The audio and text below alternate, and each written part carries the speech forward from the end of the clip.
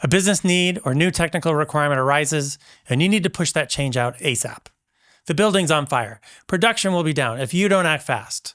So you assess your development plan, you create the fix, you even peer review it. Looks like your fix will address the issue. You go through the motions and everything looks good. You queue up the release, press the button, and all hell breaks loose. If you've spent any time in IT, you've probably seen a situation like this more often than you care to admit. This is what appears to have happened to Crowdstrike, and we need to talk about it. Welcome to this week's episode of What's Jonathan Thinking?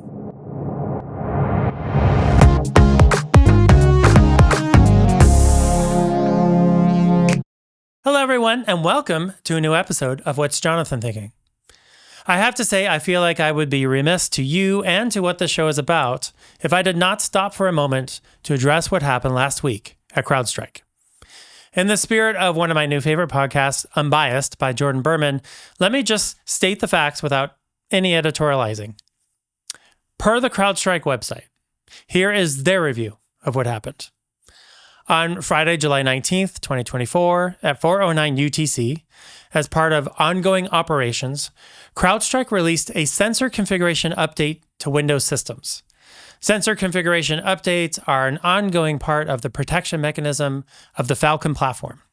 This configuration update triggered a logic error, resulting in a system crash and blue screen on impacted systems.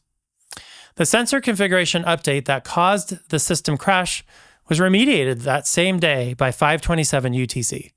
In terms of the fallout of this release, I think those facts are well known at this point, so I won't belabor it.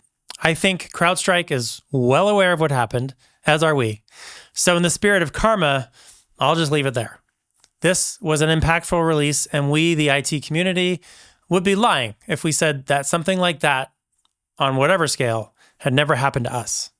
We all know the feeling. You release something with the best of intentions, like, for example, Crowdstrike trying to strengthen a cybersecurity loophole, and the release does not have the intended positive impact that you hoped it would. I don't have any inside information here, but when things like this happen, a few questions come to my mind.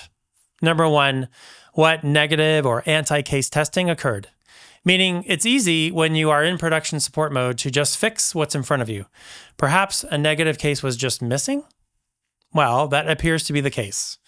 Per Crowdstrike's preliminary post-incident review posted to their website on July 25th at 3:35 UTC, a specific test to ensure that problematic content data could be properly detected was not present in the QA strategy.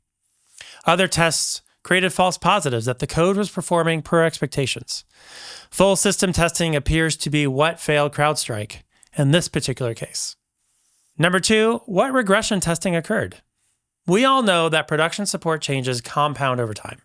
And the more you fix, the more you need to test every subsequent fix.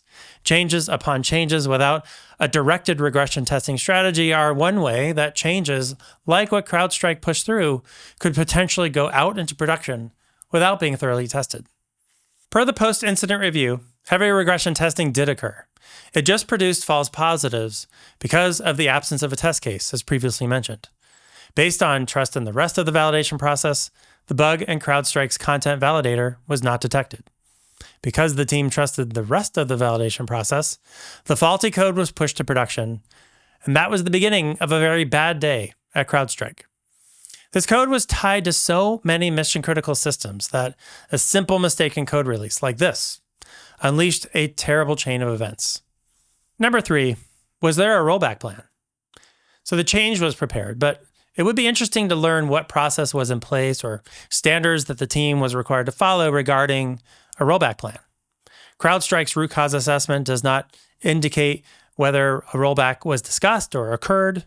Very typically, with any code release, there should be a plan for what happens when or if things go sideways. If I can add my own expert opinion, it might be that because Crowdstrike was attempting to push forward code that mitigated a security risk, the easiest thing to do in that moment was to address the bug that was introduced into production rather than rolling back the code, which might leave customers vulnerable to the namepipe security risk they were trying to mitigate in the first place. I'm guessing for sure, but that's what I probably would have done. Fix it forward, don't go back. Now, I know it can be easy to rag on Crowdstrike and call them out for this mistake, but I believe we should give some credit where credit is due. I think that is always important in instances like this to highlight some positives. Number 1, quick response. The problem was mitigated within an hour and 16 minutes. While the problem shouldn't have happened in the first place, things like this can happen to anyone, and the fact that they were able to respond in a quick manner is commendable and deserves to be noted. They could have very easily taken their time and told people to wait while they addressed the situation, but instead they got on it, worked quickly to mitigate further damage. Number 2, communication. My compliments have to go to Crowdstrike leadership for the speed with which they communicated and implemented remediation efforts.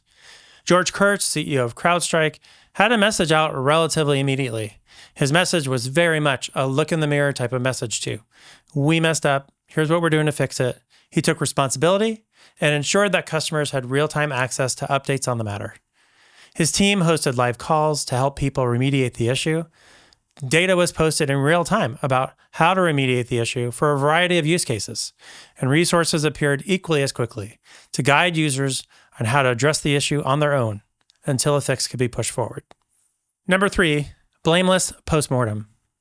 If you review the content of the preliminary post-incident review, I rather admire how the root cause assessment sought to just focus on facts and seemed to take measures to avoid throwing any member of the Crowdstrike team under the bus. A test case was missed.